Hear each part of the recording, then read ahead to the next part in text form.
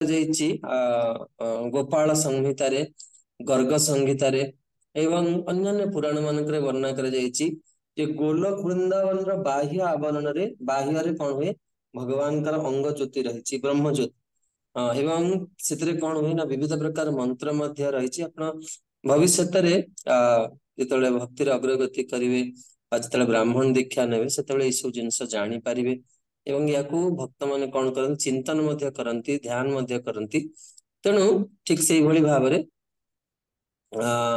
ଭଗବାନ କୃଷ୍ଣ କଣ କରନ୍ତି, କିନ୍ତୁ ଗୋଲୋକ ବୃନ୍ଦାବନରେ ରହିକି ତାଙ୍କର ଭକ୍ତ ମାନଙ୍କ ସହିତ ଦିବ୍ୟ ଆନନ୍ଦକୁ ସେ କଣ କରନ୍ତି, ଉପଭୋଗ କରନ୍ତି। ପ୍ରଥମ ପାରାଗ୍ରାଫରେ ପ୍ରଭୁପାଦ ଏଟା ବର୍ଣ୍ଣନା କରୁଛନ୍ତି ଏବଂ ତାପରେ ପ୍ରଭୁପାଦ ଯେମିତି ଆମର କୁହାଯାଇଛି ବ୍ରହ୍ମ ସଂହିତାରେ, ଚିନ୍ତାମଣି ପ୍ରକର ସଦ୍ମସୁ କଳ୍ପ ବୃକ୍ଷ ଲକ୍ଷାବୃତେ ସୁସୁରଭିରଭିପାଳୟନ୍ତಂ ଲକ୍ଷ୍ମୀ ସହସ୍ରଶତ ସମ୍ଭ୍ରମ ସେବ୍ୟମାନಂ ଗୋବିନ୍ଦମାଦି ପୁରୁଷಂ ତମହଂ ଭଜାମି। ଭଗବାନଙ୍କର ଗୋଲକ ଧାମ ଯୋଉ ଚିନ୍ତାମଣି, ସେଠି ଯାହା ଅଭିଳାଷ କରିବେ ତାହା ତତ୍କ୍ଷଣାତ୍ ପ୍ରାପ୍ତ ହେଇଯାଇ ପାରିବେ। ତେଣୁ ଦ୍ଵିତୀୟ ପାରାଗ୍ରାଫରେ କହୁଛନ୍ତି ଯୋଉମାନେ ନିରାକାରବାଦୀ ସେମାନେ ବ୍ରହ୍ମ ଜ୍ୟୋତିକୁ ଦେଖିକି ଆକର୍ଷିତ ହେଇଯାଆନ୍ତି ଆଉ ସେମାନେ ଭଗବାନଙ୍କର ସୁନ୍ଦର ମୁଖାରବିନ୍ଦ ଦେଖିବାର ସୌଭାଗ୍ୟ ନଥାଏ। ଭଗବାନଙ୍କର ଯେ ତିନୋଟି ରୂପ ଯଥା ବ୍ରହ୍ମା, ବ୍ରହ୍ମ, ପରମାତ୍ମା ଏବଂ ଭଗବାନ, ତାହା କଣ ହୁଏ ନା ଏ ତିନିଟା ଯାକ ବହୁତ ଯାହା କୁହନ୍ତି ଏ ତ୍ରିଭୁବନକୁ ପବିତ୍ର କରିଦିଏ। ଆମେ ବ୍ରହ୍ମ ପରମାତ୍ମା କଥା କହିବା, ଯୋଉମାନେ ବ୍ରହ୍ମ ସ୍ଥିତିକୁ ଯାଆନ୍ତି ସେମାନେ ଜ୍ୱଳନ୍ତ ଅଗ୍ନି ଭଳି ଦେଖାଯାଆନ୍ତି। ବ୍ରହ୍ମକୁ ଯୋଉମାନେ ଅନୁଭବ କରିଦିଅନ୍ତି ଜ୍ୱଳନ୍ତ ଅଗ୍ନି ଭଳି ସେମାନଙ୍କର ଶରୀର ହେଇଯାଏ। ତେବେ ଆପଣଙ୍କର ଏଇ କଥା ଶୁଣିକି ଯେହେତୁ ଶରୀର ସମ୍ବନ୍ଧୀ ଆମେ ଶରୀର ଅବସ୍ଥାରେ ଅଛେ, ଆମେ ବି ମନ ହୁଏ ଯେ ହଁ ତାହେଲେ ତ ବଢିଆ ହୁଅନ୍ତା, ଆମେ ବି ସୁନ୍ଦର ହେଇଯାଆନ୍ତେ ବ୍ରହ୍ମକୁ ଦେଖି। ଭକ୍ତ ମାନେ ବି ସୁନ୍ଦର ହେଇଯାଆନ୍ତି କେତେବେଳେ ନା ଯେତେବେଳେ ତାଙ୍କର ମନରୁ ଯାହା କୁହନ୍ତି କାମନାର ଦୂର ହେଇଯାଏ, ସେତେବେଳେ ଭକ୍ତ ସୁନ୍ଦର ହେଇଯାଏ। ଶିଶୁ କାହିଁକି ସୁନ୍ଦର ହୁଏ, ସମସ୍ତଙ୍କ ମନକୁ ଆକର୍ଷଣ କରେ ନା ତା ହୃଦୟରେ ବିକାର ନଥାଏ। ଯେହେତୁ ଆମ ମନ ଭିତରେ ରହିଛି ବିକାର ରହିଛି, ଡୁପ୍ଲିସିଟି ରହିଛି, ସେଥିଲାଗି ଆମେ କଣ ହଉଛି ଅନ୍ୟକୁ ଆକର୍ଷିତ କରିପାରୁନି ବା ଅନ୍ୟର ହୃଦୟକୁ ସ୍ପର୍ଶ କରିପାରୁନି। ସାଧୁ ମାନେ କଣ କରନ୍ତି ନା ସେଥିରୁ ମୁକ୍ତ ହେଇଯାଆନ୍ତି, ସେଥିଲାଗି ସମସ୍ତ ଜଗତକୁ ସେମାନେ ନିଜର କରିନିଅନ୍ତି ଆଉ ଭଗବାନଙ୍କୁ ନିଜର କରିନିଅନ୍ତି। ତେଣୁ ଏଇ ମନ୍ତ୍ରରେ ଯୋଉ ଶବ୍ଦ ଗୁଡିକ ରହିଛି ତାହା ନିରାକାର ବାଦକୁ ସମ୍ପୂର୍ଣ୍ଣ ଭାବରେ ପ୍ରତିହତ କରୁଛି। ଜୀବ ଗୋସ୍ୱାମୀଙ୍କର ଭଗବତ ସନ୍ଦର୍ଭକୁ ପ୍ରଭୁପାଦ କୋଟ କରୁଛନ୍ତି ଏବଂ ସେ ବର୍ଣ୍ଣନା କରୁଛନ୍ତି ଭଗବାନ କାହାକୁ କୁହାଯାଏ। ତେଣୁ ଆସନ୍ତୁ ଆମମାନେ ପ୍ରଭୁପାଦଙ୍କର ପର୍ପଟକୁ ଯିବା। ପ୍ରଭୁପାଦ କହୁଛନ୍ତି ଯେ ଭଗବାନ ଏଇ ଶବ୍ଦର ପ୍ରଥମ ଅକ୍ଷର ଦୁଇ ଗୁଣ ତାତ୍ପର୍ଯ୍ୟପୂର୍ଣ୍ଣ ଅଟେ। ପ୍ରଥମେ ପାଳନକର୍ତ୍ତା ଅର୍ଥରେ, ଦ୍ୱିତୀୟରେ ରକ୍ଷକ ଅର୍ଥରେ। ଦ୍ୱିତୀୟ ଅକ୍ଷର ଗର ଅର୍ଥ ପଥ ପ୍ରଦର୍ଶକ, ନେତା ବା ସୃଷ୍ଟିକର୍ତ୍ତା। ବ ଅକ୍ଷର ସବୁ ପଦାର୍ଥ ତାଙ୍କଠାରେ ଅବସ୍ଥିତ ଏବଂ ସେ ସମସ୍ତ ପଦାର୍ଥରେ ଅବସ୍ଥିତ। ଅନ୍ୟ ଭାଷାରେ ଏଇ ଶବ୍ଦ ଭଗବାନ ଅସୀମ ଜ୍ଞାନ, ଅନନ୍ତ ଶକ୍ତି, ଅନନ୍ତ ବୀର୍ଯ୍ୟ, ଅନନ୍ତ ସମ୍ପଦ, ଅନନ୍ତ ସାମର୍ଥ୍ୟ, ଅନନ୍ତ ପ୍ରଭାବର ପ୍ରତୀକ ଅଟେ। ଏଥିରେ ଭୌତିକ ବୈଭବର ଚିହ୍ନ ବର୍ଣ୍ଣ ନାହିଁ। ତେଣୁ ଆପଣ ମାନେ ଏହାକୁ ଯଦି ଅଣ୍ଡରଲାଇନ ଆପଣ କରୁଥିବେ ଗ୍ରନ୍ଥରେ କରିପାରିବେ, ଯଦି ଅଣ୍ଡରଲାଇନ ନ କରନ୍ତି ତାହେଲେ ଆପଣ ମାନେ ଏହାକୁ ନୋଟ କରିକି ରଖିବା ଦରକାର। ନିଶ୍ଚିତ ଭାବରେ ଆପଣଙ୍କର ଏକ୍ସାମ ପଏଣ୍ଟ ଅଫ ଭ୍ୟୁ ରୁ ବା ଆପଣଙ୍କର ଆଧ୍ୟାତ୍ମିକ ଦୃଷ୍ଟିକୋଣରୁ ବହୁତ ଗୁରୁତ୍ୱପୂର୍ଣ୍ଣ। ତେଣୁ ଏଠି ଭଗବାନଙ୍କର 6ଟି ଐଶ୍ୱର୍ଯ୍ୟର କଥା କୁହାଯାଇଛି, ଯାହାକି ଆପଣ ଭଗବତ ଗୀତାରେ ମଧ୍ୟ ଅନେକ ଥର ଏହାକୁ ଚର୍ଚ୍ଚା କରିଥିବେ। ତେବେ ପ୍ରଭୁପାଦ ବର୍ଣ୍ଣନା କରୁଛନ୍ତି ଭଗବାନ ତାଙ୍କର ଭକ୍ତ ମାନଙ୍କୁ କଣ କରନ୍ତି, ପାଳନ କରନ୍ତି ଏବଂ ତାଙ୍କୁ ଆଧ୍ୟାତ୍ମିକ ଜୀବନରେ କିଭଳି ସେ ପରିପୂର୍ଣ୍ଣତା ଲାଭ କରିବେ ସେଥିପାଇଁ ମଧ୍ୟ ଭଗବାନ କଣ କରନ୍ତି, ତାଙ୍କୁ ଗାଇଡ କରନ୍ତି। ଜଣେ ନେତା ହିସାବରେ ସେ ଆଧ୍ୟାତ୍ମିକ ସେବାର ପରିଣାମ ମଧ୍ୟ ଦିଅନ୍ତି ଏବଂ ସେ ନିଜକୁ ଭକ୍ତ ମାନଙ୍କୁ ଦେଇ ଦିଅନ୍ତି। ଯିଏ ଯେଭଳି ସେବା କରିବ, ସେବା ବହୁତ ଗୁରୁତ୍ୱପୂର୍ଣ୍ଣ। ଯେ ଯେଭଳି ସେବା କରିବ ସେ କଣ କରିବ, ତାର ସେବା କରିବା ସମୟରେ ଆମର କେମିତି ମନୋଭାବ ରହୁଛି। ସେଥିଲାଗି ପ୍ରକୃତରେ ଯୋଉମାନେ ଅନୁଭବୀ ଭକ୍ତ ସେମାନେ ସେବା କରିବା ପୂର୍ବରୁ ଆଚାର୍ଯ୍ୟଙ୍କୁ ପ୍ରଣାମ କରନ୍ତି, ନିଜର ଆଧ୍ୟାତ୍ମିକ ଗୁରୁ ବା ଶ୍ରୀଲ ପ୍ରଭୁପାଦଙ୍କୁ ପ୍ରଣାମ କରନ୍ତି ଏବଂ ତାଙ୍କୁ ପ୍ରାର୍ଥନା କରନ୍ତି सेवा करने समय भी प्रार्थनामय भाव थाए एवं सेवा कर सारा पर भगवान को जहाँ सेवा कराला तांको आ गुरु को पुनः आसी प्रणाम करा जे आपण कृपा करके मोर सेवा को ग्रहण करंतु कारण ये जीवन टा बहुत दुर्लभ किंतु प्रायतः हमर कौन हुए ना किछि दिन प्रारंभिक अवस्था तो यहाँ कथा शुणिकी सेवा हम किछि दिन गला पर सेवारे आम अन्यर दोष देखू भाई हमको भल पाउनी हमको ईर्षा करछि बा से प्रभु हमको गाली करछंती से प्रभु मते जमा भल पाउनांती तो पूरा सेवाटा यही चिंता रे ही कौन हुए व्यतीत हो जाए आओ ये भगवान को प्रणाम करवा साधु को प्रणाम करवा एमती है कि से कौन हुए रिजल्ट भी भिन्न हो कारण भगवान सेवार कौन कर परिणाम देवे तेणु आम प्रार्थनात्मक भाव नुह देखते कोर्स कर गोटे मुख्य उद्देश्य हूँ भावना गुड़ी को आम कौन करवा वर्धित करवा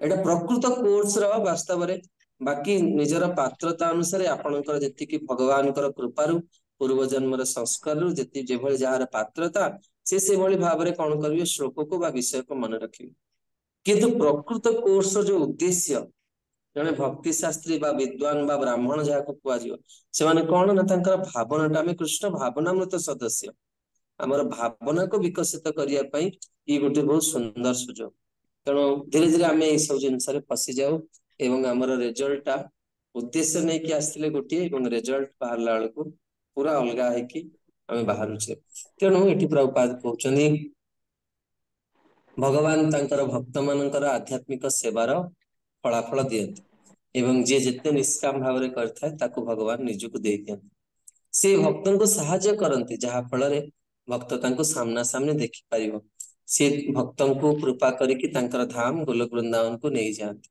जड़े सृष्टिकर्ता हिसाब से से समस्त को तांका पाख को जीवाई योग्यता देइछन हम समस्त पाखे योग्यता अच्छी एवं आम मैंने जिते जन कोर्स करछे आम समस्त को टिकेट भी मिल जाइए तांका पाख को जीवाई किंतु आमे सतर्क होइकि रहिले आमे गाड़ी को धरी पारिबा जदि आमे सतर्क न होई पारिबा एक कोर्स सूचित करछ जे आमे सतर्क होबा पई तथापि आमे कोर्स को आसला परे कैमरा बंद करछे क्लास अटेंड करने हमरो के भाबिबेनी जे शेष दिन का खराब कथा कहूची कारण मधुरेण परिसमाप्ति समाप्तिटा बहुत सुंदर बहुत मधुर हवा दरकार नाले कर्कश कथा कहले कहीं भी आपन के जगत रे भल पाइबे आपन निजर पिला मान को टिके गाली करिक देखुनन से कहे मो मामा खराब मो छोट प्राय गृहस्थ भक्त मान को देखले तांकर पिला मान को पचारे बापा को बेसी भल पाउछ ना मां को बेसी भल पाउछ सेथुर जना पड़ी जाए जे वास्तव रे किए केमतिया व्यक्तित्व जदि अपन टिके काहा को गाली करी कहते से कहे मो मामा भल नै मो बाबा भल कि मो बाबा मते समय देंदरी मो मामा भल तेणु मोर कहया कथा जे किंतु यार ऊर्ध्वरे कौन सी आमको भल पातु कि न पंचम तो अज्ञ अवस्था अच्छा ना से भल जानी ना कि पिता माता ये भल खराब को अपेक्षा करतनी सी संतान मंगल पर चिंता कर तेणु आसतु आम मैंने गोटे प्रयास आरंभ करवा भगवान जहाँ को जी जार पात्रता ठीक थी से कथा गुड़ाक तार हृदय भितर रेखा होकर रही आम पात्रतार प्रस्तुत है ताहले ये अनेक कथा शुणिला परे मध्य आमे निजको ठीक करि परिबानी गोटे कथा मने पड़े जे संत कबीर ना भारी प्रसिद्ध किंतु से तांकर आध्यात्मिक गुरु सहित जीवन थरे देखा करछन प्रकृत रूप में दीक्षा भली दीक्षाटा भी है जगत गुरु रामानंदाचार्य भगवान स्नान करिया पे आसुतले एवं पाहाचरे कबीर दास सोईथिले ब्रह्म मुहूर्त रे आसुचंती जानी पारलेनी जगत गुरु रामानंदाचार्य तांकर गोड़ स्पर्श हो गला कबीर दास शरीर एवं जगत गुरु रामानंदाचार्य मुखरु राम राम राम राम राम राम राम शब्द उच्चारित हला एवं कबीर दास यहाँ दीक्षा मंत्र बोली भाविदेले गुरु को प्रणाम कले एवं सेथरे जीवन को निजे आत्मसात हो गले एवं सारा जगत अनेक जीवन को उद्धार करदे कहीं पात्रता ठीक थिला से गुरुंकर गोटे नाम रे गोटे दर्शन रे जीवन उद्धार है आप देखो प्रभुपाद केते थर साक्षात कर भक्ति सिद्धांत सरस ठाकुर बहुत कम किंतु जीवन कृतार्थ है तेणु मुख्य जिनस हूँ भगवान तांके पाखरे पहुंचा सबु प्रकार कौन करती व्यवस्था करती भक्त पाई तेणु वर्तमान एथिरे किछि भावरे किछि परिवर्तन प्रभुपाद कहउछन आसछि कोन ना से सब कारणर कारण से सब जिनसर मुख्य उच्च स्रोत से निजे निजे ही आनंद उपभोग करत जेमति आमे आनंद पाइया पे हेले सेतै भगवान को आत्माराम बोली कहा जाय भगवान निजे निजे आनंद हो जाते आमे आनंद पाइ गले अन्यर आवश्यकता रहुछि का सहित निजर भावना को शेयर करिवा बा फीलिंग्स को शेयर करिवा किंतु भगवान निजे निजरे आनंद रे से कौन करती मत थांती एवं भगवान जिते अत्यधिक ये करने चेष्टा करू से निज अंगर ही तांकर अंतरंगा शक्ति प्रकट करती एवं बहिरंगा शक्ति मध्य प्रकट होती तेणु एवं तांको निकटरू अनेक जहाँ कहते अवतार पुरुष अवतार गुण अवतार शक्त्यावेश अवतार अवतार माने मध्य प्रकट करती तेणु सी सृष्टि करती से पालन करती ध्वंसर मध्य से मुख्य उत्स जीव माने कौन करती भगवान कटार जीव जितेबाला स्वतंत्र ही भगवान ठू से उपभोग करने को इच्छा करे से से भौतिक जगत को आसे एवं ये जगत रे कौन हुए ना भगवान कर शक्ति ये जगु भगवान का शक्ति से जीव को नहीं आसे एवं किंतु परमात्मा रूप रे तथापि मध्य भगवान कंट्रोल करती गोटे कथा मु कहे बोध आपन गीता क्लास रे कहती हिंदी रे गोटे कथा अछि शोभा का भूला शाम को घर लौटा है तो उसको भूला नहीं कहते मु गोटे उदाहरण दिए एटू सत्य घटना थरे जो युवक अवस्था रे गोटे पिला गोटे झील को धरिकी से कौन करछि ताको नेकी पळेछि से माने गोटे जगह रे विवाह करछन्ती एवं गोटे होटल जाइकी रहिछन्ती तेबे 2 दिन पर से पिला पाखरे पैसा सरी जाइछि तेणु से झीलटी को ता स्त्री को कहूछि जेहेतु तुम्हें झील पिला तुम्हें जाइकी से होटल मालिक को कुह जे हमको आउ 2-4 घंटा रहिया ପାଇଁ टाइम देबे मु आज ही किछि व्यवस्था करिकी आणुछि पैसा तेणु से झीलटी जेतेबेले जाइछि होटल मालिक पाखो एभली पिला तो केबे बाहा हवा कथा नुहे बा पसंद करिया कथा नुहे जहा भूल वशत से झीलटी बाहा आइछि कारण जे ता स्त्री को पठौछि जहा निकट एतिकी पुरुषार्थता नहीं जे तार पत्नी को से चलई पारिबो तार तो कौन से अधिकार ही नहीं से झील भूल डिसीजन नहीं तेज जहाँ भी हो से पिलाटी जिते झीलटी जिते जाइए होटेल मालिक पाखु से होटेल मालिक कहूँ आप भय कहीं कर जिते दिन इच्छा ये रुहतु आप नॉर्मल मील कहीं ऑर्डर कर स्पेशल मील ऑर्डर करूँ तेज से झीलटी भयभीत होगी आसिक तार स्वामी को कहूँ से पिला को देख मत ये जमा ठीक लगुनि आम बर्तमान ही यूटू छाड़ी पलैबा आ से होटेल मालिक ये कथबार्ता करोधे तार निश्चित भाव में किसी खराब उद्देश्य थाई पारे तेबे से पिलाटी जाइए क्रोध रे पचारुछि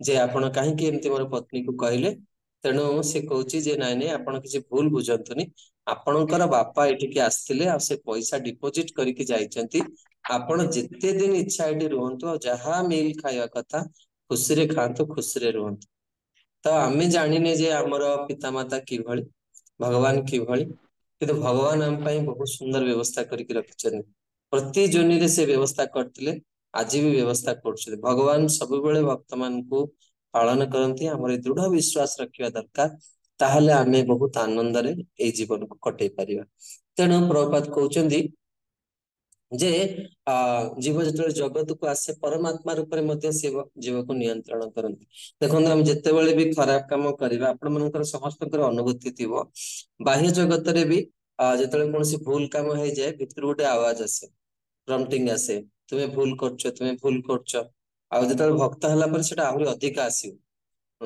कारण भक्त हृदय श्रीमान महाप्रभु था गौड़ी वैष्णव मान हृदय तेणु जदियो भगवान और जीव भितर बहुत आकाश पाताल तफात रही प्रभुपाद लिखुचंदी जे ए जगत रे कौन हुए भगवान विपरीत प्रतिफलन देखा जाए एवं जीव कौन करे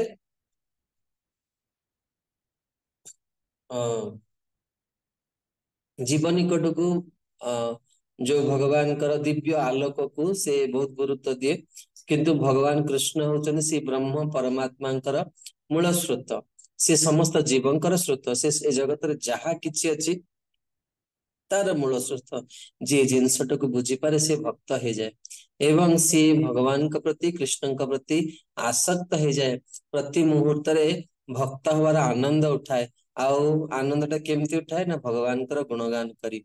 जो माने प्रकृत रे ठीक भाव भक्त हो पारि न प्रभुपाद लिखते इम्परफेक्ट डिवोटीज से माने ब्रह्म परमात्मा को अनुभव करती एवं से माने ए भक्तिर जो दिव्य स्थिति विषय से माने कौन करती शुद्ध भक्त मान दिव्य स्थिति विषय जानी ही पारती नहीं। भगवान शुद्ध भक्त मान कृपा करती सब बेले पक्षपात करती किंतु ज्ञानी माने जोगी माने जो मैंने निजको बहुत उन्नत बोली भावती निजर बल उपर जो मैंने विश्वास करती से माने भगवान तांकर भक्त मान प्रति केते दया करती ताहा जानी पारती नहीं। तेणु आसतु मंत्र 17 को जीवा।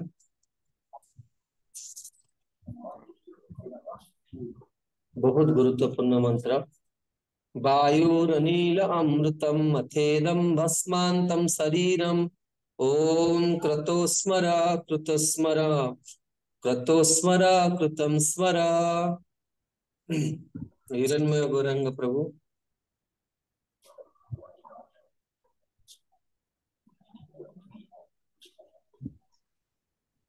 हरे कृष्ण जी। वायु नलिनम ममृत मथेदं भस्मादं शरीरम ओम क्रतोस्मर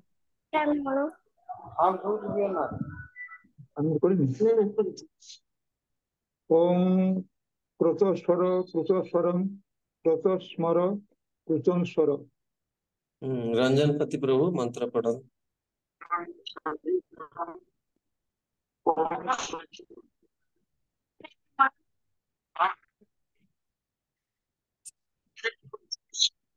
रंजन पति प्रभु पढ़ंतु।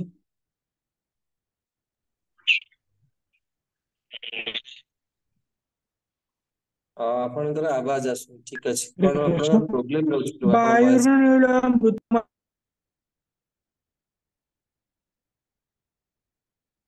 अच्छा भक्त हरि प्रभु मंत्र पढ़ो।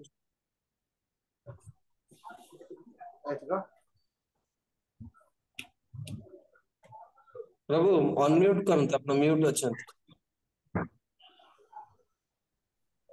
सॉरी प्रभु। वायुरनिलममृतमथेदं भस्मातं शरीरम ओं क्रोतो स्मर कृतं स्मर क्रोतो स्मर कृतं स्मर। प्रसन्न जगन्नाथ प्रभु मंत्र पढ़ंतु।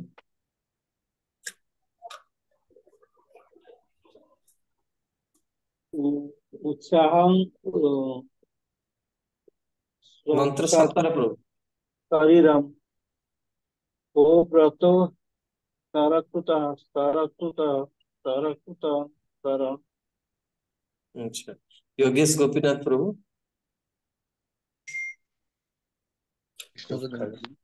वायु अनिलम अमृतम अथ इदं भस्मातं शरीरम ओम कतस्मर कृतं स्मर कतस्मर कृतं स्मर।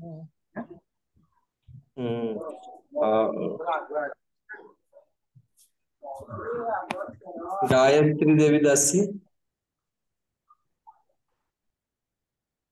हरे कृष्ण प्रभु। वायुरनीलममृतमथेदं शरीरम् ओम क्रतोस्मर कृतस्मर क्रतोस्मर कृतं स्मर। दीनबंधु प्रभु। हरे कृष्ण प्रभु। वायुर्नीलममृतमथेदं भस्मान्तं शरीरम् ओं क्रतोस्मर कृतस्मर क्रतस्मर कृतं स्मर। कालिंदी माता जी आपण अनुवाद पढ़ो। हरे कृष्ण अनुवाद। क्षणभंगुर देह पोड़ी पाउंस हो जाऊ प्राणवायु समग्र वायुमंडल में मिसी जाऊ बर्तमान हे मोर प्रभु कृपा करी मोर समस्त यज्ञ आपण स्मरण करते एवं जेहेतु आपण परम ग्रहिता अटंती तेणु मु जहा सबु आपणकु पाई करूछि अनुग्रह पूर्वक से सबु स्मरण रखंती। बहुत गुरुत्वपूर्ण मंत्र। भक्त प्रार्थना करछि तार ये शरीर जहाँ कहते भूत प्रकृति रे मिसी जावा पूर्व भगवान तार जो सेवा करछि जो ये करछि भगवान ताको मने पकातु एवं जहा फल रे से भगवान पाको फेरी जाई पारियो। एई जगत रे आमे देखु जे आमे जेहेतु भौतिक शरीर प्राप्त हेचे आमर कौन होची कृत्रिम जहा कोनती आमर भावना सब रहिछि मन उपरे एवं आम शरीर ही बहुत बड़ प्रतिबंधक साजिछि।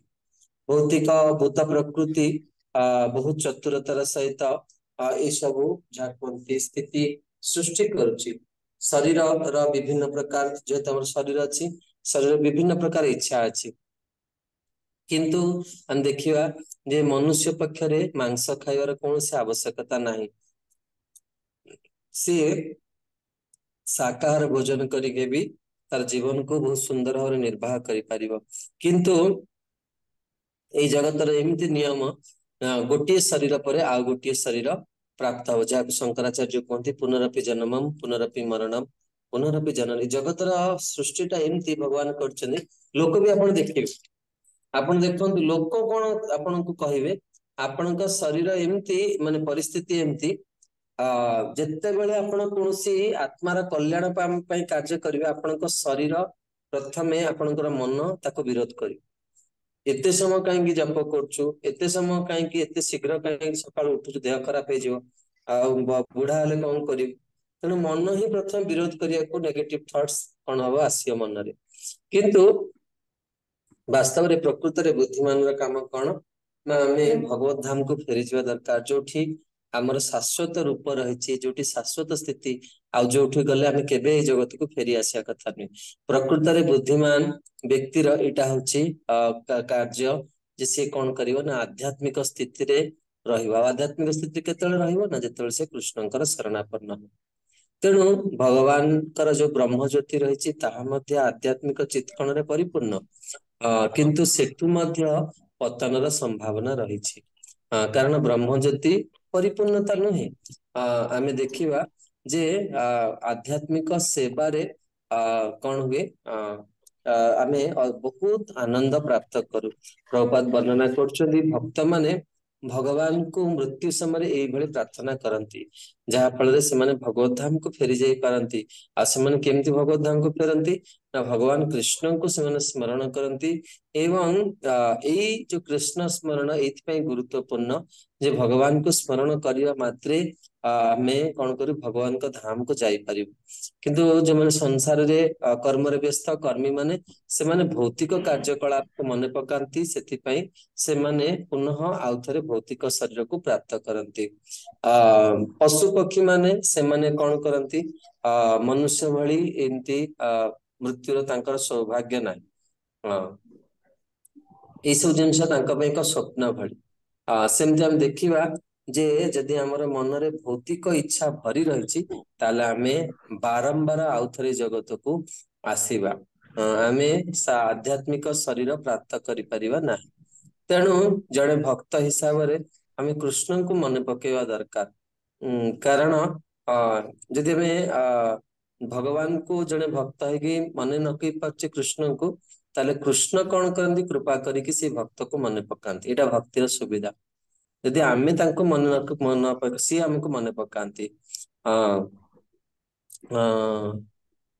जदि आमे एटा न कहवा एई मंत्र जोटा आमे पाठ करछे बा प्रार्थना करछे प्रभुपाद एते सुंदर भाव रे वर्णना करछन्ती यदि आमे भी एटा कहवा को भूली जेवा ताहाले भगवान एटा हम पे कहि कि से नै जिवे। भगवान एते करुणामय दुर्भाग्य जीवर जे अनेक भक्त अछंती किंतु से माने एको पढु नाहंती बा सुनु नाहंती। हम मानकर एटा गोटे सुजोग विशेष करी ईश्वरनिषद को प्रभुपाद ए भक्ति शास्त्री कोर्स रे एई मंत्र पई एटा को माने कोन करछ लागू करछन जे एटलिस्ट हमें बंचिथिबा समय थरे बाणी रे कहि देवा जे प्रभु मु जेतेबेले जगत रु जीवी आपण मते मोर कार्य को मने पकेबे मते जे गाइड करथले से सबले कहंती। विशेष करी हमें भगवान कर पुजारी सेवा करू पुजारी सेवा रे जेतेबेले दर्शनार्थी हुए भगवान को मिरर देखा जाए भगवान से बहुत खुशी होता। आपण देखले आपण फ्रेश गाधे के आस्तेबे आ तिलक लगे कि मुह देखले आपण निजको भारी खुशी लागे जे जा हाउ मोर मुते मन अछि मुते स्टूडेंट लाइफ रे थिली तो मु भुवनेश्वर देखे ब्रह्मचारी माने स्नान करिके आसिकी आसन पकाती आचमन कप रखती आचमन करी तिलक करी से प्रणाम करती। तो मु सब स्टूडेंट लाइफ रे थिली मु सब भगवान डाके जे मोर केबे दिन आसियो जो जेबे मुई मंदिर रे रही कि मु भी दिन एमती तिलक करी। आ भक्त जहाँ वांछा करे प्रभु ताहा पूर्ति करे। भगवान केबे हेले भी आपणकर अभिलाष को खाली देवाक चाहिए। आपण शुद्ध हृदय इच्छा कर प्रभु मु आपणक धाम को जीवाक चाहूँ देखिए भगवान तार व्यवस्था करेंगे। तेणु आम मान सुजोग मिली भगवान पाखे प्रार्थना करने जे प्रभु मृत्यु समय मुझे आपण को मन पकेबी आपण धाम को जीवी। तेणु ईशोपनिषद मंत्र बहुत गुरुत्वपूर्ण। तेणु प्रभुपाद कहते भगवान सहित भक्तर संबंध बड़ गभीर जहाँकि भगवद गीता नवम अध्याय 30 रु 34 नंबर श्लोक रे वर्णना करा जायछि। भक्ति विनोद ठाकुर बहुत सुंदर कौन कर भाष्य प्रदान कर नवम अध्याय 30 नंबर श्लोक रे से कहते जे बेले बेले हम देखिबा जे भक्तर कौन हुए ना आध्यात्मिक आ भौतिक दृष्टिकोण रु जदि हम देखिबा सेटा कौन हुए बालांस हेई पारेन। केतेबेले आमे भक्त होइकी मध्य संसार कर्म रे बेसी भासी जाऊ बा संसार कर्म को न देकी नेग्लेक्ट करिकी आध्यात्मिक दृष्टि को भासी जाऊ। तेबे भगवान जमती निराकारवादी माने ब्रह्म ज्योति को से माने ये करंती से माने भगवान को ऊपर विश्वास करंती नाही। किंतु भक्त मानक पाखरे अनेक उपाय रही 9 प्रकार भक्तिर विधान रही एवं जोठी कि 9 जन भक्त मध्य अछंती।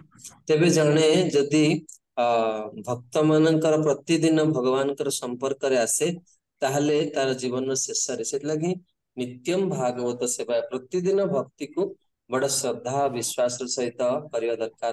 प्रतिदिन भगवान को दर्शन करने दरकार। तेणु एठी कहउचंती जे ई मंत्र प्रतिपादन करचंती किभली भाबरे परीक्षित महाराज सुखदेव गोस्वामी को तांकर जीवन रे शेष रे से तांकर सहित देखा करथिले एवं से भगवान को प्राप्त कर जाइथिले। तेणु जने तार जीवन तार बहुत तार समय को कृष्ण चेतना दवा दरकार। जदि आम भगवान पाक फेरी जावाक चाहूचे ताहले हम भगवान पे टाइम देवाक पड़िबो। एवं आपण माने ए मंत्र 17 शेष पाराग्राफ टी को पढ़ंतु। सस्मिता माता जी आपण पढ़ंतु। हरे कृष्ण। शेष पैराग्राफ एभली भक्तिपूर्ण कार्य रे तथा लास्ट पैराग्राफ हाँ एभली भक्तिपूर्ण कार्य एभली भक्तिपूर्ण कार्य जो लोक अभ्यस्त नथिबो तार मृत्यु समय जेतेबेले देह आत्मा ठारू विच्छिन्न हेबो से कौन स्मरण करिवो तद्वारा संपादित यज्ञ कथा मन रखिबाकू भगवान को से किपरि प्रार्थना करि परिबो। यज्ञ बा त्यागर अर्थ इंद्रिय लालसा त्याग करिबा। निजर जीवन काल रे इंद्रिय मानक भगवान को सेवा रे नियुक्त करी ए कला शिक्षा करिबाकू हेबो। ताहाले मृत्यु समय ताहार फलर सदुपयोग करि परिबो। हरे कृष्ण। तेरे मु आपण मानकू एई मंत्र उपरे विश्वनाथ चक्रवर्ती ठाकुरଙ୍କର एक टीकारु प्रस्तुत करिवे भगवत गीता एवं रामायण रो दुईटी प्रसंग आशा करी आपण माने को एटा भल लागिवो बहुत गुरुत्वपूर्ण। भगवत गीता रे भगवान वर्णना करछंती जे जो प्रकृत ठीक पथ कोटा जो माने ज्ञानी माने से माने मध्य याको प्राप्त ही पारंती नहीं। तेणु से 18 अध्याय 56 नंबर श्लोक रे कहउचंती सर्वकर्माणि अपि सदा कुर्वन्नो मद व्यपाश्रयः मद प्रसादात् अवाप्नोति शाश्वतम पदम अव्ययम। जदिओ जने अनेक प्रकार कार्य नियुक्त थाए किए ना भक्त माने मोर भक्त माने अनेक प्रकार कार्य थांती तथापि से माने सर्वदा मोर सुरक्षा कवल भितरे रहितांती शाश्वत रूप रे एवं से माने मोर कृपारु मोर शाश्वत धाम को प्राप्त होंती। हमको प्रतिदिन भगवानकर एई कथा गुड़िक मन पकेवा दरकार जहाँ फल आमर कौन हम ना विश्वास टा वृद्धि हम। ए कोर्स रो एटा गोटे मुख्य उद्देश्य जहाँ ମୁଁ ଆପଣମାନଙ୍କୁ କହିଥିଲି ଯେ ଏଇ ଉପନିଷଦ ର କୋର୍ସ ର ଉଦ୍ଦେଶ୍ୟ କଣ କିଏ କହିପାରିବେ କଣ ପ୍ରତି କ୍ଲାସ ପରେ ଚିନ୍ତନ କରିବା ପାଇଁ ମୁଁ କହିଥିଲି ଆପଣମାନଙ୍କୁ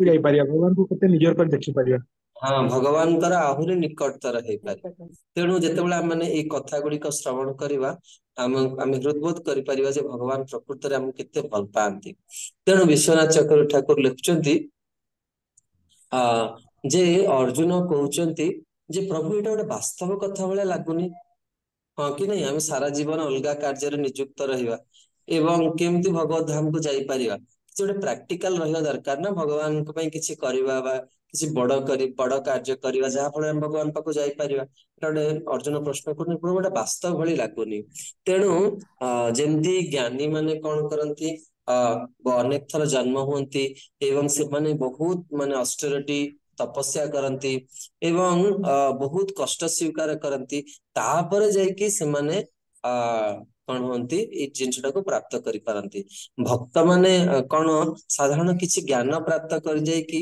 ସେମାନେ ବୈରାଗ୍ୟକୁ ପ୍ରାପ୍ତ କରିଯିବେ ଏଥିରେ କଣ ମାନେ ଯୁକ୍ତି ରହିଛି ଆମେ କିଛି ଜାଣିଦେଲେ ଭଗବାନଙ୍କ ବିଷୟରେ ଏବଂ ତାପରେ ହିଁ ଆମେ ଜୀବନରେ ସବୁ କିଛି ପାଇଯିବା ଭଗବାନ କହୁଛନ୍ତି ନା ନା ଏଇଟା ପ୍ରକୃତରେ ଯଥାର୍ଥତା ରହିଛି ଆଉ ଏହା ଯୁକ୍ତିର ଉର୍ଦ୍ଧ୍ୱରେ କାରଣ ମୋର ଭକ୍ତ ମାନଙ୍କୁ ମୁଁ ବିଶେଷ କୃପା କରେ ଆଉ ମୋ କୃପା ବଳରେ କଣ ହୁଏ ଅସମ୍ଭବ ସମ୍ଭବ ହେଇପାରେ ମୁଗମ୍ କରତି ବାଚାଳମ୍ ପଙ୍ଗୁ ଲଙ୍ଘୟତେ ଗିରିମ୍ ୟତ୍କୃପାସ୍ତମହଂ ବନ୍ଦେ ପରମାନନ୍ଦ ମାଧବ ଠିକ ସମାନ ଭାବରେ ରାମାୟଣରେ ମଧ୍ୟ ଗୋଟେ ଚରିତ୍ର ଗପ ଅଛି ଯାହା ରାମଜୀ ଏବଂ ବିଭୀଷଣଙ୍କ ଦ୍ଵାରା ମାନେ ଏଇ ଆସୁଛି ଆ ମନ୍ତ୍ର 18ରେ ଆଗକୁ ଏଟାକୁ ବର୍ଣ୍ଣନା କରାଯାଇଛି ଯେ ଜଣେ ଜଣେ ଯଦି ଶୁଦ୍ଧ ଆଧ୍ୟାତ୍ମିକ ଗୁରୁଙ୍କୁ ପ୍ରାପ୍ତ ହୁଏ ତାହେଲେ ଏଟା ବୁଝିବାକୁ ପଡିବ ଯେ ଭଗବାନଙ୍କର ତା ପ୍ରତି ବିଶେଷ କୃପା ଅଛି ଭଗବାନ ଗୋଟେ ବଦ୍ଧ ଜୀବ ନିକଟରେ ଆଧ୍ୟାତ୍ମିକ ଗୁରୁ ରୂପରେ ପ୍ରକଟ ହୁଅନ୍ତି ଏଟା ମୁଁ ଆଗରୁ ଅନେକ ଥର ଆପଣ ମାନଙ୍କୁ କହିଛି ତେବେ ରାମଜୀ ବିଭୀଷଣଙ୍କୁ କହୁଛନ୍ତି ସମ୍ପୂର୍ଣ୍ଣ ବୈଦିକ ଶାସ୍ତ୍ରର ଏଇଟା ହଉଛି ନିର୍ଯାସ ଯେ ଭଗବାନ କଣ କରନ୍ତି ଏଇ ଜଗତରେ ସର୍ବତ୍ର ବ୍ୟାପ୍ତ ଏବଂ ସିଏ କଣ କରନ୍ତି ଭକ୍ତକୁ ସବୁବେଳେ ପୂର୍ଣ୍ଣ ଶକ୍ତି ପ୍ରଦାନ କରନ୍ତି ତାକୁ ସବୁ ସମୟରେ ଗାଇଡ କରନ୍ତି ପରମାତ୍ମା ରୂପରେ ଏବଂ ଏଇଭଳି ଭାବରେ ସେ ଭକ୍ତକୁ ଆଉ ଥରେ ଏଇ ଭୌତିକ ଜଗତର ବନ୍ଧନରେ ପଢିବାକୁ ଭଗବାନ କଣ କରନ୍ତି ଦିଅନ୍ତି ନାହିଁ ତେଣୁ ଆଶା କରୁଛି ଏଇ ସବୁ ପ୍ରସଙ୍ଗ ଶୁଣିଲା ପରେ ଆପଣଙ୍କର ବିଶ୍ୱାସ ବହୁତ ଦୃଢ ହେଇଯିବ ଆପଣ ମାନଙ୍କ ଭିତରୁ କେତେ ଜଣ ଏଇ ଜୀବନରେ ଭଗବାନ ପାଇବେ ହ୍ୟାଣ୍ଡ ରେଜ କଲେ ଏଇ ଜୀବନରେ କିଏ ଭଗବାନଙ୍କୁ ପାଇବେ ହ୍ୟାଣ୍ଡ ରେଜ କରନ୍ତୁ ଆଟଲିଷ୍ଟ ଏଇ କଥା ଶୁଣିଲା ପରେ ଯୋଉମାନେ ୱିଦାଉଟ୍ ଡିଷ୍ଟର୍ବ ହେଇକି କଥା ଶୁଣୁଥିବେ ସେମାନଙ୍କ ମନରେ ଏଇ ବିଶ୍ୱାସ ଟା ପକ୍କା ହେଇଯିବ ଯୋଉମାନେ କାରଣ ଶ୍ରବଣର 3ଟା ଦଶା ଅଛି ଯୋଉମାନେ ଠିକ ଭାବରେ ଶ୍ରବଣ କରନ୍ତିନି ସେମାନଙ୍କ ମନରେ ହିଁ ସନ୍ଦେହ ରହିଯାଏ ଆସନ୍ତୁ ଶେଷ ମନ୍ତ୍ର ପାଠ କରିବା ଅଗ୍ନେ ନୟା ସୁପତରାୟ अस्मान् विश्वानि देव वायुनानि विद्वान् जुजध्य सुजुराण मेन भूयिष्ठा तेन मुक्तिं विदेम दामोदर हरि प्रभु मंत्र पाठ करतु हरे कृष्ण प्रभुजी दंडवत अग्निनेया सुपथाराये अस्मान् विशानि देव वायुनानि विद्वान् जुहुराणमेनं भूमिष्ठा ते नम उक्तिः विधेमम् अच्छा गायत्री माता जी किसी क्वेश्चन अच्छे आपनकर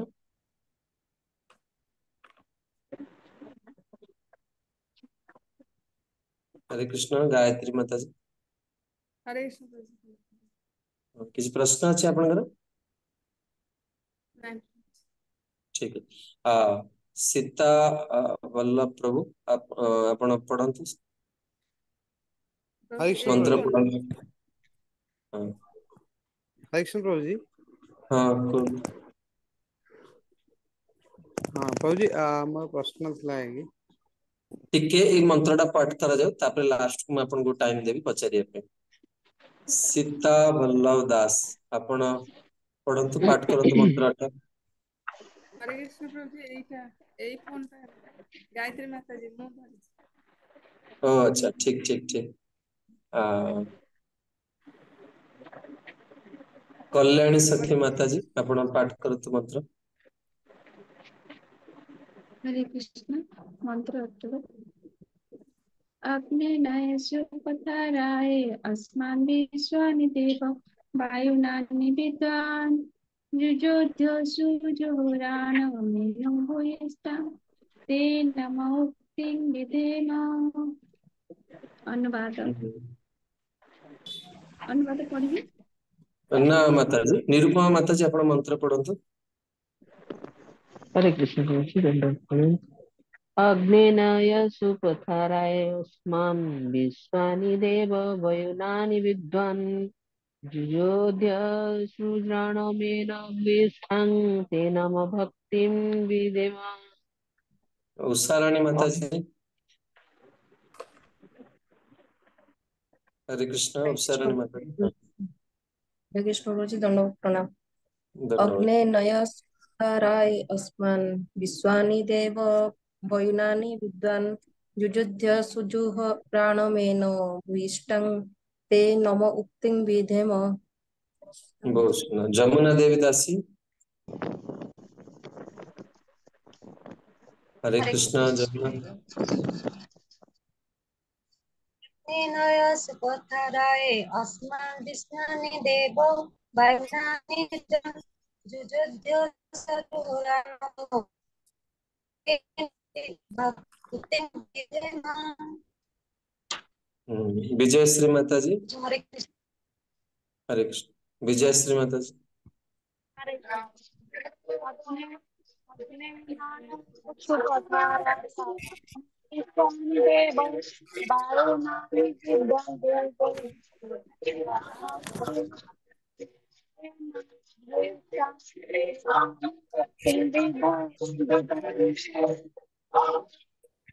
अच्छा कृष्णानंद प्रभु।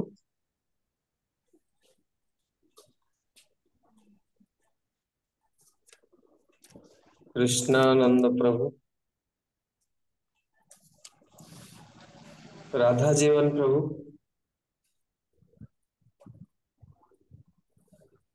हरे कृष्ण। अग्निनये सुपथाराय अस्मान् विश्वानि देव वायुनानि विद्वान् जुजोधि अस्मत् जुहराणं भूमिष्णुते नमोक्ति विधाम। हरे कृष्ण। अच्छा कृष्णानंद प्रभु आपण पढ़ंतु। तम बाहर अच्छी तो आज्ञा प्रभु पाखे बही ना तो ठीक ठीक ठीक है ठीक है आज्ञा प्रभु। अच्छा रंजनपति प्रभु आपण पढ़िए। अनुवाद प्रभु। पढ़ंतु। अग्नितुल्य शक्तिशाली हे मोर शक्तिमान भगवान मु वर्तमान आपनक पद तले भूमिष्ठ होई आपनको नमस्कार जनाउछि। हे मोर प्रभु आपनक निकटरे करंतु एवं मु अतीतरे जहा सब करिछि ता आपण जानिथिबारु मोर अतीत पापर प्रतिक्रिया द्वारा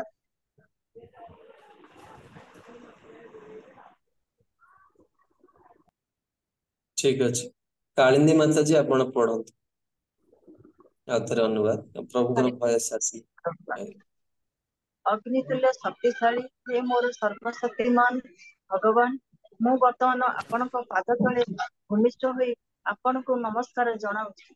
हे मोर प्रभु आपणको निकटरे पहुँचिबाकू मते उचित मार्ग प्रदर्शन करନ୍ତୁ एवं मु अतीतरे जहा सब करिछि ताहा आपण जानिथिबारु मोर अतीत पापर प्रतिक्रियारु मते मुक्त करନ୍ତୁ जद्वारा मोर गतिपथरे कौनसी बाधा उपजिब नाही। बहुत गुरुत्वपूर्ण श्लोक। ए श्लोक रे वास्तव रे निजको भगवान का चरण तले फिंगी दिया होउछ। निजर गर्व दंभ अहंकार को छाड़ी के भगवान का पाखरे पूर्ण भाव रे निजको समर्पित कर दिया होउछ। निजर अस्तित्व को त्याग करी एवं वास्तव रे क्रंदन करी भिक्षा मगा जाउची जे प्रभु आपण मते गाइड करंतु मते बंचै दियंतु एवं मु मोर कर्म जहा करछि अज्ञात अवस्था सेथुर मते मुक्त कर दियंतु। जड़े प्रभात वर्णना करछन्ती भगवान का पाखरे सब बेले प्रार्थना करे दरकार जे मोर ए कर्म फल को आपण ध्वंस कर दियंत नचेत कौन करिया पड़िबो ना एई कर्मर प्रभाव ता द्वारा विकर्म हे जिवो एवं से गोटे बहुत खराब भविष्य तैयारी करिवो। जन्म गोटे कथा नुहे मुख्य कथा होची आमे जन्म हला परे केते जापंती किभले गाइड पाइछि मु सबले कुए जदि आपनक जीवन में के जने वैष्णव अछंती जे आपन जदि भल पाउछंती आपन प्रति मुहूर्त रे गाइड करछन ताले आपन बहुत भाग्यवान। मोर थरे मने अछि परम पूज्य श्री सुबक साई महाराज भुवनेश्वर मंदिर आस्तिले तो जने भक्त से चाहुतले महाराजन ठारू किछि गाइडेंस नवा पय तेणु मु तांको कहिली जे जने वैष्णव का आगे जने जीवन भूल गुडी को एक्सेप्ट करिया दरकार तेणु से जाइकी महाराज कहले से जन स्टूडेंट थे बहुत उच्च शिक्षित थे से कहले महाराज मु एक्सेप्ट कौन करी मु एते खराब काम करछि मते खराब लागुछि आपन आगे कहया पे तेणु महाराज श्री कहले बहुत सुंदर कथा टे कहले महाराज श्री कहले no one is pure from his birth but after taking initiation one must be very careful not to commit any kind of further offenses। जन्मर की शुद्ध नुहन किंतु दीक्षा नेला परे जने खूब सतर्क रहिवा दरकार जे ता द्वारा किछि कोन हो भूल कार्य न हो नचेत कोन हो ना बहुत खराब भविष्य तैयारी करियो। तेणु जने कहा द्वारा ट्रेंड होची सेटा बहुत गुरुत्वपूर्ण भगवत गीता रे वर्णना करा जायछि जने जोग पथरु तार पतन हे पारे किंतु से जदि पतन भी हे जाय तरी किछि क्षति नाही परवर्ती जन्म रे से पुनः एक सुजोग पाए तार जीवन को मनुष्य जीवन को कृतार्थ करिया पे जदि जने शरणापन्न हुए आध्यात्मिक पथरे पथिक हुए से बहुत शीघ्र निजको कौन करिवो ना निजको उन्नत स्थिति को नहीं पारिबो भगवान ताको सब बेले सहाय्य करिवे एवं जहा कि अन्य मानक पई मध्य ए सुविधाटी कोन अछि रहिछि किंतु भगवान कर कृपा कृपाटा कौन पतितरु पतित जीव मान प्रति मध्य भगवान कर कृपा अछि भगवान किंतु कौन करती अत्यधिक कृपा करके भक्त मान को उचित दिग उचित दिग्दर्शन प्रदान करती एटा होची मनुष्य जीवन आम माने पाइछे कृष्ण जने कौन करती अति सिंसियर भक्त मान को अति सतर्क अति गंभीर भक्त मान को भूल करिवार सब बेले कौन करती बंचई दियंती से सब बेले तांको ठीक करिया पे चाहती केवल ठीक करती ना से साधु मान द्वारा तांको ठीक करती शास्त्र द्वारा ठीक करती गुरु माध्यम ठीक करती एवं परमात्मा रूप में बसी मध्य से तांको ठीक करती जने सब प्रकार कौन करिया दरकार भल हवा पाई निजको प्रयास करिवा भल हवा पाई से इच्छा करिवा दरकार प्रति परिस्थिति रे आमे किभली उचित जहा कहती मार्ग पाई पारे जने निजे इच्छा करे दरकार तेणु जने जेते बेले आध्यात्मिक गुरु ग्रहण करे एटा बुझिवा दरकार भगवान ता प्रति विशेष अनुकंपा रहिछि वास्तव रे बद्ध जीव पक्षरे भगवान गुरु रूप रे ही आसंती आओ ए गुरु माध्यम रे से तार परिपूर्णता प्राप्त करि पारे ए संपूर्ण आध्यात्मिक जो प्रोसेस रहिछि ताहा एई मंत्र रे ही प्राप्त होचे एवं श्रीमद् भागवतम प्रथम स्कंद प्रथम अध्याय 17 रु 20 नंबर श्लोक रे विस्तृत भाव में प्राप्त होचे श्रृणतां स्वकथा कृष्ण पुण्य श्रवण कीर्तन हृद्यंतस्थ ही अभद्राणी विधुनोति सुहृत्सता भगवान कथा शुणिले आम हृदय अभद्रामी आम हृदय जो दुर्गुण रही दोष रही मैला रही दूर हो हृदय पवित्र हो तापरे कौन हम नष्ट प्रायेषु अभद्रेषु नित्यं भागवत सेवया भगवते उत्तम श्लोके भक्तिर भवति नष्टिकी एवं नित्य भागवत शुणिला परे आम हृदय निर्मल हो भगवान के प्रति अहेतुकी भक्ति जात हव तदा रजस्तम भावा काम लोभ दयाश्चे चेत एतर अनविद्यम स्थितम सत्वे प्रसिद्धति तापरे आमे सर्वदा सत्व गुण रे रहि परिबा एवं सर्वदा प्रसन्न रहिबा एवं तापरे एवं प्रसन्न मनसो भगवत भक्ति योगतः भागवत तत्व विज्ञान ମୁକ୍ତ ସଙ୍ଗ ଜାୟତେ। ଏଇଭଳି ଭାବରେ ଯେତେବେଳେ ଶୁଦ୍ଧ ସତ୍ୱକୁ ଆମେ ଯିବା, ମନ ସେତେବେଳେ କଣ ହବ ନା ଆଧ୍ୟାତ୍ମିକ ସେବାକୁ ଛାଡି ପାରିବ ନାହିଁ। ଏବଂ ଏହା ଅତ୍ୟନ୍ତ ବୈଜ୍ଞାନିକ ଉପାୟ ଅଟେ। ଆମେ କଣ କରିବା ନା ଆମେ ମୁକ୍ତିର ପଥର ପଥିକ ହେଇଯିବା ଏବଂ ସମ୍ପୂର୍ଣ୍ଣ ଭୌତିକ ସଙ୍ଗରୁ ମୁକ୍ତ ହେଇ ଆମେ ଭଗବାନଙ୍କ ଧାମକୁ ଯାଇପାରିବା। ତେଣୁ ସମ୍ପୂର୍ଣ୍ଣ ଆଧ୍ୟାତ୍ମିକ ଯୋଉ ପଥ ରହିଛି ତାର ସାର ହଉଛି ଭଗବାନଙ୍କର ନାମ ଜପ କରିବା ଏବଂ ଭଗବାନଙ୍କ ବିଷୟରେ ଶୁଣିବା। ଯୋଉମାନେ ଏହା ଉପରେ ଗୁରୁତ୍ୱ ଆରୋପ କରନ୍ତି ସେଇମାନେ ହିଁ ଭଗବାନଙ୍କର ଶୁଦ୍ଧ ଭକ୍ତ ହେଇଯାନ୍ତି। ଏତିକିରେ ଶ୍ରୀ ଈଶୋପନିଷଦ କୁ ଆମେ ଏଠି ବିରାମ ଦଉଛେ।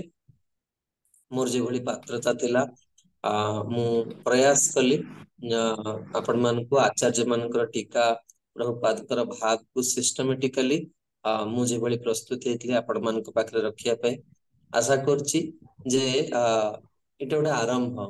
ଆମ ଜୀବନରେ ସବୁବେଳେ ସୁଯୋଗ ଅଛି ଆମେ ନିଜକୁ ଠିକ କରିବା ପାଇଁ। ଆଶା କରୁଛି ଏଇ କୋର୍ସ ମାଧ୍ୟମରେ ଏତିକି ଦିନ ସଙ୍ଗ ମାଧ୍ୟମରେ ଆପଣ ଭକ୍ତିରେ କିଛି ମାତ୍ରାରେ ଅଗ୍ରଗତି କରିଥିବେ। କିଛି ଭାବନା ମନକୁ ଆସିଥିବ ଯେ ହଁ ଯଦିବା ମୁଁ ଆହୁରି ଗମ୍ଭୀର ହବା ଦରକାର, ଆହୁରି ମାନେ ପ୍ରୟାସ କରିବା ଦରକାର ଏବଂ ଭଗବାନ ଆପଣଙ୍କୁ ସାଧୁଗୁରୁ ଶ୍ରୀଲ ପ୍ରଭୁପାଦ ଆପଣଙ୍କୁ ପ୍ରଚୁର ମାତ୍ରାରେ ସାହାଯ୍ୟ କରିବେ, ଏଥିରେ ସନ୍ଦେହ ନାହିଁ। ଆଉ କାରଣ ଆପଣ ମାନେ ଭଗବାନଙ୍କୁ ପାଇବାର ପ୍ରଥମ ଯାହା କୁହନ୍ତି ସବୁଠୁ ଗୁରୁତ୍ୱପୂର୍ଣ୍ଣ କାର୍ଯ୍ୟ କରିସାରିଛନ୍ତି। ମୁଁ ପ୍ରାର୍ଥନା କରୁଛି ଆପଣ ନିଜ ଜୀବନ ଯାତ୍ରାରେ ସଫଳ ହୁଅନ୍ତୁ। ଏତିକି କହି ବାଣୀକୁ ବିରାମ ଦଉଛି। ଯଦି କିଛି ପ୍ରଶ୍ନ ଥାଏ ତାହେଲେ ଆପଣ କରିପାରିବେ, ନଚେତ ଆପଣ ମାନଙ୍କ ସହିତ ପୁନଃ ଏଇ ଆପଣଙ୍କର ଈଶୋପନିଷଦ ଏକ୍ଜାମ ପରେ ଭକ୍ତି ରସାମୃତ ହରେ ସିନ୍ଧୁର ଏକ ଗମ୍ଭୀର ବିଷୟକୁ ନେଇ ଆପଣଙ୍କ ପାଖରେ ପୁନଃ ପ୍ରସ୍ତୁତ ହବା ବଡ ଗମ୍ଭୀର ଏକ ସେ ସଭା। ବହୁତ ଦିନ ପରେ ଭକ୍ତି ହରେ ରସାମୃତ ସିନ୍ଧୁ ସହିତ ପଢିବାକୁ ଯାଉଛି। ଆଶା କରୁଛି ଆପଣ ମାନେ ଏହାକୁ ସାଧୁ ହୃଦୟରେ ବି ଗ୍ରହଣ କରିବେ। ଠିକ ଅଛି, ଯଦି ହରେ କାହାର କିଛି କୃଷ୍ଣ ପ୍ରଶ୍ନ ପ୍ରଭୁ। ଅଛି ଆପଣ ପ୍ରଭୁଜୀ ହରେ କୃଷ୍ଣ, ହରେ ଦଣ୍ଡବତ କୃଷ୍ଣ ପ୍ରଣାମ ପ୍ରଭୁ। ପ୍ରଭୁଜୀ। ହଁ ପ୍ରଣାମ।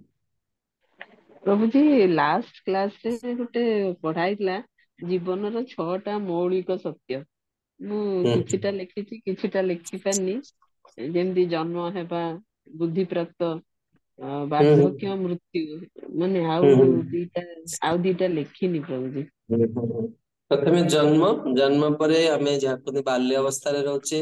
ବାଲ୍ୟ ଅବସ୍ଥାରୁ ପୌଗଣ୍ଡ ଅବସ୍ଥା, ପୌଗଣ୍ଡ ଅବସ୍ଥାରୁ ଯୌବନ ଅବସ୍ଥା, ଯୌବନ ଅବସ୍ଥା ପରେ ବିବାହ, ପାରିବାରିକ ଇଏ ରହିଲା, ତାପରେ ପାରିବାରିକ ଦାୟିତ୍ଵ ନିର୍ବାହ କରୁଛେ ଚାକିରି ଆଦି କରିକି। ତାପରେ ବାର୍ଦ୍ଧକ୍ୟ ଏବଂ ତାପରେ ଶେଷରେ ଜରା ବା ମୃତ୍ୟୁକୁ ପ୍ରାପ୍ତ କରୁଛି। 6ଟି ଅବସ୍ଥା, ଶରୀରର 6ଟି ଯୋଉ କଣ୍ଡିସନ। ହରେ ଆଜ୍ଞା। କୃଷ୍ଣ ପ୍ରଭୁ। ଆଉ କାହାର କିଛି ପ୍ରଶ୍ନ ଅଛି? ହରେ କୃଷ୍ଣ, ହରେ ବୋଲ ପ୍ରଭୁ। ହରେ କୃଷ୍ଣ। ହଁ କୁହନ୍ତୁ ମା। ଧନ୍ୟବାଦ ପ୍ରଣାମ ପ୍ରଭୁଜୀ। ଆପଣ ଯେ ଏବେ କହିଲେ କର ଆମେ କିଏ ଭଗବାନଙ୍କୁ ପାଇବି ବା ପାଇବାକୁ ଚେଷ୍ଟା କରିବି, ସେଟା ଆମେ କେମିତି ଜାଣିବି ଯେ ଆମେ ପାଇବି? ଆଚ୍ଛା, ପ୍ରଥମେ ହଉଛି ମା ଆମର ଯେତେବେଳେ ଯୋଉମାନେ ଏଇ ଜୀବନରେ ଭଗବାନଙ୍କୁ ଅ ପାଇବେ ସେମାନଙ୍କ ମନରେ ପ୍ରଚୁର କଣ ହୁଏ ଆଶା ସୃଷ୍ଟି ହୁଏ। ପ୍ରଥମେ ଆଶା ବନ୍ଧ ସମୁତ୍କଣ୍ଠା। ଆଶା ମନରେ ଆସିଯାଏ ଯେ ହଁ ମୁଁ ଏଇ ଜୀବନରେ ଭଗବାନଙ୍କୁ ପାଇବି। ତ ଏଇ ଆଶା ଟା କେମିତି ସୃଷ୍ଟି ହବ ମା? ନା ଯେତେବେଳେ ଆମେ ରିଅଲାଇଜ ସୋଲଙ୍କ ଠାରୁ ଶ୍ରବଣ କରିବା, ଯେମିତି ପ୍ରଭୁପାଦ ସବୁବେଳେ କୁହନ୍ତି ତୁମେ ଶୁଦ୍ଧ ଭକ୍ତ ମାନଙ୍କ ଠାରୁ ଶ୍ରବଣ କର। ବା ଯଦି ଆମ ପାଖରେ ତ ସବୁବେଳେ ଶୁଦ୍ଧ ଭକ୍ତ ମାନଙ୍କ ସଙ୍ଗ ସୁଲଭ ନୁହେଁ, ଯୋଉ ଭକ୍ତ ମାନେ ତାଙ୍କର ବାଣୀରେ ଶୁଦ୍ଧ ଭକ୍ତ ମାନଙ୍କର କଥା କହୁଛନ୍ତି ସେ ବାଣୀ ବି ଏତେ ପ୍ରଭାବଶାଳୀ ଯେ ତାକୁ ଶୁଣିଲେ ବି ଆମ ମନରେ ଏ ବିଶ୍ୱାସ ହେଇଯାଏ ଯେ ମୁଁ ଏଇ ଜୀବନରେ ନିଶ୍ଚିତ ଭଗବାନଙ୍କୁ ପ୍ରାପ୍ତ କରିବି। ତେଣୁ ମୁଖ୍ୟ ଜିନିଷ ହଉଛି ମା ଯଦି ଆମେ ଠିକଣା ଭାବରେ ନାମ କରିବା ଆଉ କଥା ଶୁଣିବା। କଥା କାହାଠୁ ଶୁଣିବା? ନା ଯୋଉମାନେ ମନରେ ବହୁତ ଉତ୍ସାହୀ, ଯୋଉମାନେ ବହୁତ ସୁନ୍ଦର ଭାବରେ ଭକ୍ତି କରୁଛନ୍ତି, ସେମାନେ କାହିଁ ଭକ୍ତି କରୁଛନ୍ତି? କାରଣ ସେମାନେ କିଛି ଆନନ୍ଦ ପାଉଛନ୍ତି। ଆମେ ଯେତେବେଳେ ତାଙ୍କର ସଙ୍ଗ କରିବା ଆମ ମନରେ ବି ଏ ବିଶ୍ୱାସ ଦୃଢ ହେଇଯିବ ଯେ ହଁ ପ୍ରଭୁ ମତେ ବି ନିଶ୍ଚିତ ଭାବରେ ତାଙ୍କର ଧାମକୁ ନେଇଯିବେ ବା ମୁଁ ନିଶ୍ଚିତ ଭାବରେ ପ୍ରଭୁଙ୍କୁ ପାଇବି। ଆଉ ଯେତେବେଳେ ଆମେ ଭାବିବା ତାପରେ କଣ ହବ ନା ଭଗବାନ ଜଡ ବସ୍ତୁ ନୁହେଁ, ସେ ହୃଦୟ ଭିତରେ ଅଛନ୍ତି। ସେ କଣ କରିବେ ନା ଯାହା ପ୍ରଭୁପାଦ ଭାବାର୍ଥରେ ଲେଖୁଛନ୍ତି, ସେ ସାଧୁ ମାନଙ୍କ ଦ୍ଵାରା ବା ଗୁରୁଙ୍କ ଦ୍ଵାରା ଭଗବାନ ନିଜେ ପରମାତ୍ମା ରୂପରେ ସେ ସବୁ ପ୍ରକାର ଆମକୁ ସ୍ୱପ୍ନ ମାଧ୍ୟମରେ କିଛି ଅନୁଭୂତି ମାଧ୍ୟମରେ ସେ ଆମକୁ ଏଇଟା ଜଣେଇଦେବେ ଯେ ସେ ଆମ ପାଖରେ ଅଛନ୍ତି ଆଉ ଆମେ ତାଙ୍କୁ ନିଶ୍ଚିତ ପ୍ରାପ୍ତ।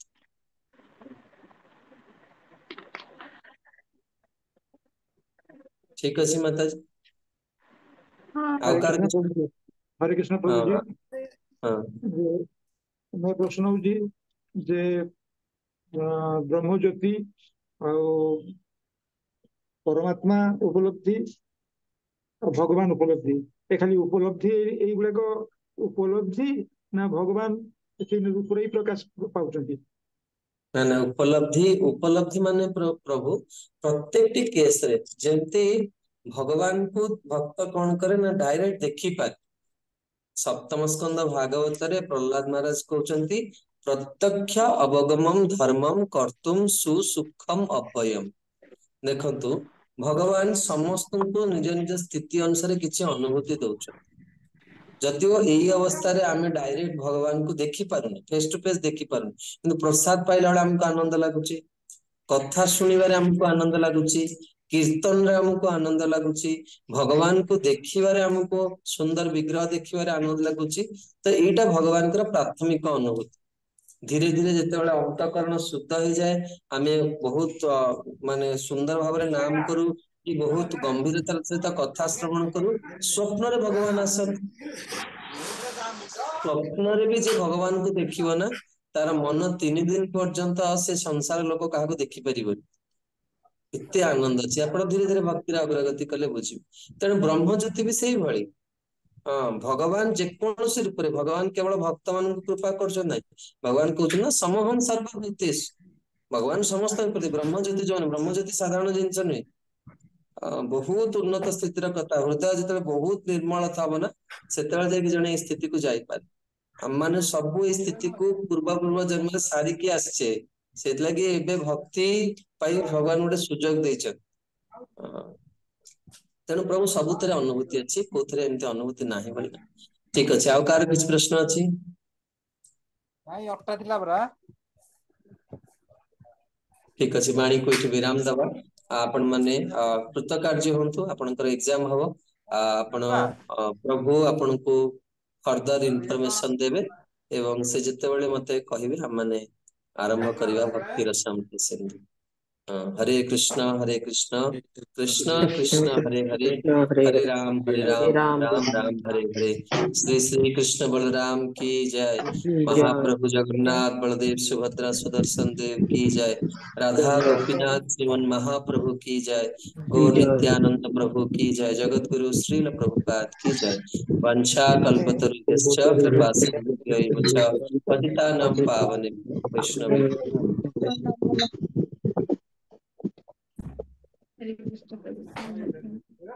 दंडवत प्रणाम।